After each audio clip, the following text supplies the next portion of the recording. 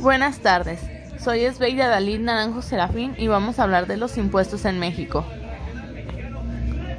Impuestos federales. Estos son una obligación de la mayoría de los contribuyentes mexicanos, así como de residentes extranjeros que ejercen una actividad económica dentro del país. Aquí los impuestos. Impuestos sobre la renta, impuestos sobre el valor agregado, impuestos especiales sobre productos y servicios, impuestos sobre autos nuevos, impuestos sobre depósitos en efectivo, impuestos empresarias en tasa única. Impuestos estatales son aquellos que se aplican dentro de la frontera de cada estado y no se trasladan a otro. Cada estado cuenta con una norma tributaria o ley de hacienda diferente en la que se especifica qué impuestos se cobra en cada uno de ellos. En caso de Querétaro, por ejemplo, los impuestos que se pagan a este nivel de gobierno son impuestos de la adquisición de vehículo de motor o remolque que no se mueva, que no sean nuevos. Impuestos sobre tendencias o uso de vehículo de motor. Impuesto por la prestación de servicio de hospedaje. Del impuesto para el fomento de la educación pública en el estado para caminos y servicios sociales. Impuestos sobre diversiones y espectáculos públicos. Impuestos por la obtención de ingresos derivados de la organización de lotería, rifa, sorteo, concurso y carreras. Impuestos sobre nómina. Los impuestos municipales. Según el artículo 5, los impuestos municipales son los tributos mencionados por el presente título en el favor de los gobiernos locales, cuyo cumplimiento no origina una contraprestación directa de la municipalidad de contribuyentes. La recaudación y la fiscalización de su cumplimiento corresponde a los gobiernos locales. Impuestos IVA. El impuesto al valor agregado es un gravamen que se aplica en México desde 1978. Este impuesto se carga a los bienes y servicios. Actualmente equivale al 16% en la mayor parte del país, mientras que equivale al 8% en la frontera. ¿Qué es el impuesto al valor agregado en México? El IVA es un impuesto indirecto, lo que quiere decir que en lugar de aplicarse directamente sobre los ingresos del contribuyente, se aplica sobre el consumo o goce de bienes o servicios. Más concretamente, según el artículo 1 de la ley del IVA, este gravamen se aplica sobre la enajenación de bienes, la presentación de servicios independientes, el otorgamiento de uso temporal de bienes y la importación de bienes y servicios. Cuando los asalarios cobran su cheque cada quincena, lo que reciben corresponde únicamente a una fracción de lo que en realidad ganan. Esto porque el patrón realiza la retención de un porcentaje de los ingresos del trabajador para darlos al fisco por concepto del ISR, es decir, el gravamen se realizó directamente sobre la fuente de riqueza, en este caso el salario del trabajador. Ilustremos el IVA con un ejemplo. Al comprar un refresco en la tienda de conveniencia, notarás que en el ticket de compra viene desglosado el precio de la mercancía y aparte el monto en el que corresponde el IVA. Si el precio del refresco sin el impuesto es de 10 pesos y considerando que la tasa del IVA es del 16%, el precio total que tendrá que pagar en la caja es de 11 pesos con 6 centavos. Ejemplos del IVA. Volvamos al ejemplo de la tienda de conveniencias. El dueño de la tienda cobró a su cliente 1 peso con 16 centavos por concepto de IVA.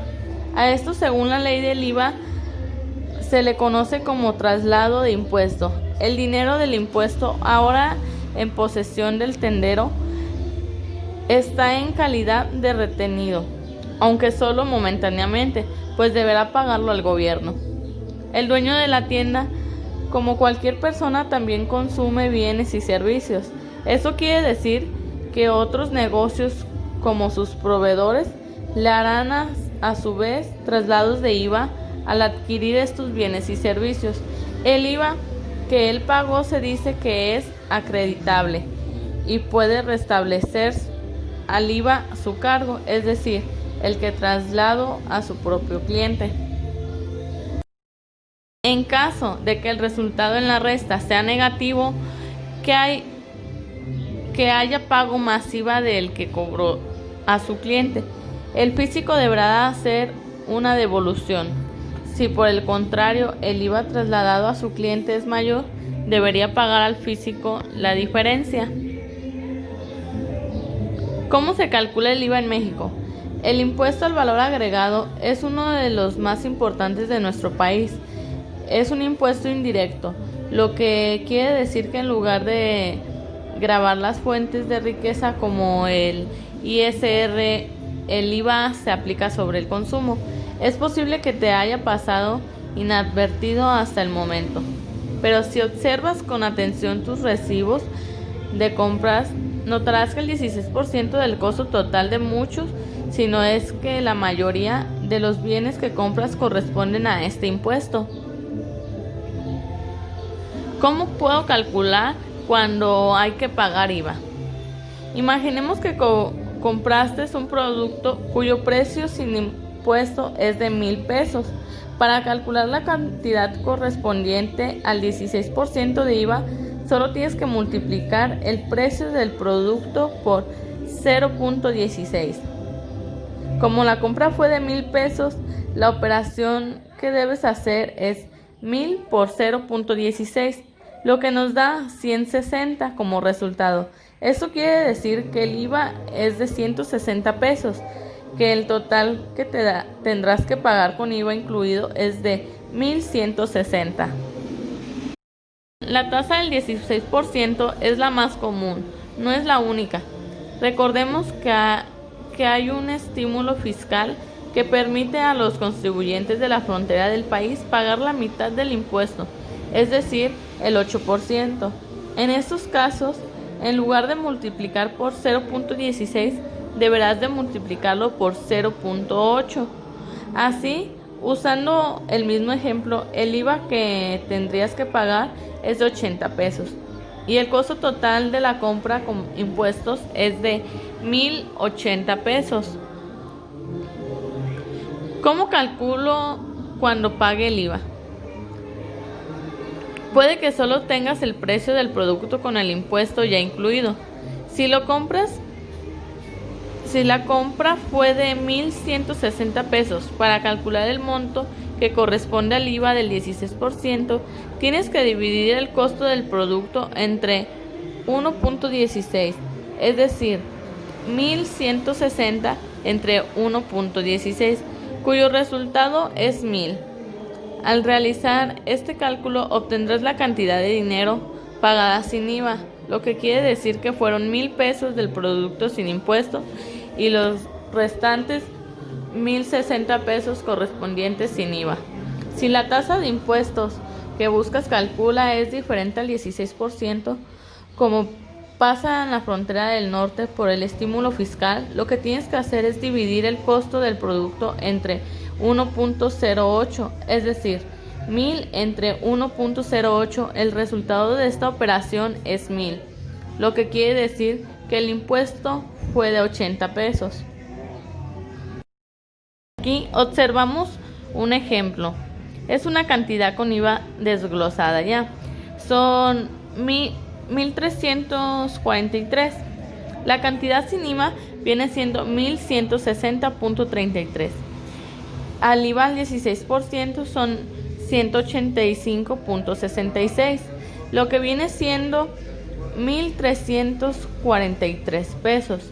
La cantidad sin IVA, vamos a aumentar el IVA, serían 7,925, que viene siendo el precio, más el IVA del 16% serían 1.268, lo que vendría siendo un total de 9.193, que es lo que deberíamos pagar.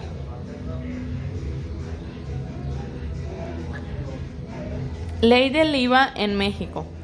La ley del IVA en México fue publicada en el Diario Oficial de la Federación el 29 de diciembre de 1978. La última reforma publicada y el vigente a la fecha fue publicada el 9 de diciembre del 2019. Impuestos ISR. El impuesto sobre la renta. En México es un impuesto directo sobre la ganancia obtenida, es decir, por la diferencia entre el ingreso y las deducciones autorizadas obtenidas en el ejercicio fiscal. Este impuesto debe ser pagado de manera mensual por medio de los pagos provisionales al Servicio de Administración Tribunal o a las oficinas autorizadas por las entidades federativas según lo marque la ley y la normativa en materia de coordinación fiscal entre la Federación y las entidades federativas. El impuesto sobre la renta entró en vigor el 1 de enero del 2002, abrogando la ley que había estado vigente desde el 1 de enero de 1981. Esta ley tiene un reglamento correspondiente. Cabe señalar que en el ejercicio 2013 fue derogado la ley del ISR en el 2002 y surgió una nueva ley con vigencia a partir del 1 de enero del 2014. Aquí tenemos también un ejemplo de los pagos de impuestos del ISR para personas fiscales mensuales. La conclusión. Al conocer el origen de los impuestos que son aplicados en nuestro país, la sociedad crea una conciencia del porqué del pagar impuestos, además de saber que se aplican el presupuesto obtenido del mismo.